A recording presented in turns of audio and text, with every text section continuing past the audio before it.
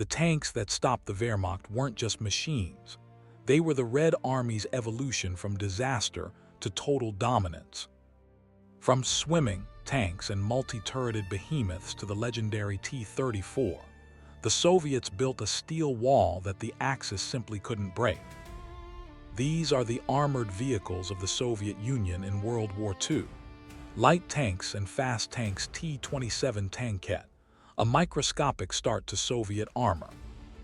Based on a British design, this two-man tankette was the Red Army's early reconnaissance workhorse, though it was quickly outclassed by the onset of 1941. T-37A, the world's first mass-produced amphibious tank.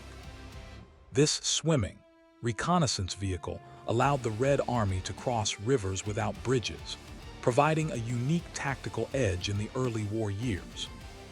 T-26, the true backbone of Soviet infantry support. With over 10,000 produced, this light tank was the most numerous vehicle in 1941, though its thin armor struggled against German anti-tank guns. BT-5, the legendary fast tank. Using the Christie suspension, the BT-5 was designed for deep strike operations, capable of shedding its tracks to race across roads on its wheels. BT-7, the final evolution of the cavalry tank. With a more powerful engine and improved sloped armor, the BT-7 provided the speed and firepower that paved the way for the future T-34. T-60, a desperate solution for 1941. Built with automobile parts during the production crisis, this scout tank served as a mobile anti-tank platform when every hull mattered. T-70, an upgrade to the T-60. Featuring thicker armor and a two-man crew, the T-70 became the primary light tank for the mid-war period, proving its worth in the streets of Stalingrad. T-50, the hidden gem of Soviet design. Often considered one of the best light tanks of the war, its complex production meant it was never built in the numbers it deserved. Medium tanks. T-28, an imposing multi-turreted medium tank. Designed for breakthrough operations, it was a formidable sight, though its complexity made it a mechanical nightmare during the 1941 retreat. T-34-76, the tank that changed warfare forever. Its revolutionary sloped armor and wide tracks shocked German commanders, instantly making every other tank on the battlefield obsolete. T-34-57, the specialized tank hunter. Equipped with a high-velocity 57 gun, this rare variant was a deadly sniper capable of punching through the heaviest German armor from long range. T-34-85, the ultimate T-34. By mounting a powerful 85 gun in a three-man turret, the Soviets restored their supremacy over the German Tigers and Panthers. Heavy tanks. T-35, the land battleship.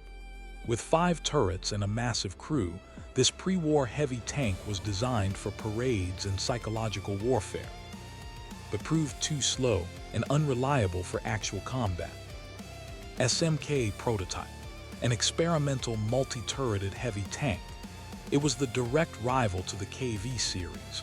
After testing in the Winter War, the Red Army realized one turret was better than 2. KV-1, the unbreakable Titan. In 1941, the KV-1's armor was virtually impervious to German guns, often holding off entire panzer divisions single-handedly. KV-2, the bunker buster. By mounting a massive 152 howitzer on a KV chassis, the Soviets created a terrifying assault tank capable of leveling any fortification. KV-85, the emergency stopgap. By putting a new heavy turret on the classic KV hull, the Soviets bridged the gap between the aging KV-1 and the upcoming Stalin series. IS-1, the birth of the Iosif Stalin series. This heavy breakthrough tank featured superior sloped armor and an 85 gun, designed specifically to hunt German heavy armor. IS-2, one of the most powerful tanks of WWII. Its massive 122 gun and impenetrable frontal armor made it the ultimate weapon for the final drive to Berlin. Self-propelled GUNS and tank destroyers WSSR S-30, a desperate anti-tank solution.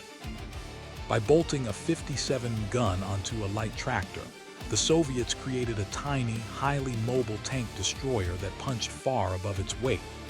Su-76M, the workhorse of the Red Army. This light self-propelled gun was cheap, reliable, and provided essential direct-fire support for the infantry. Su-85, a purpose-built tank killer. Built on the T-34 chassis, this low-profile hunter used its high-velocity 85 gun to take on German armor at a distance. Su-100, the Beast Killer's successor. Equipped with a devastating 100 naval gun, it was one of the few vehicles capable of destroying a King Tiger from the front. Su-152, the Wehrmacht.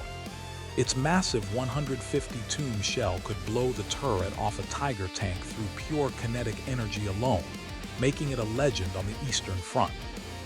Su-122, a heavy assault gun based on the IS chassis.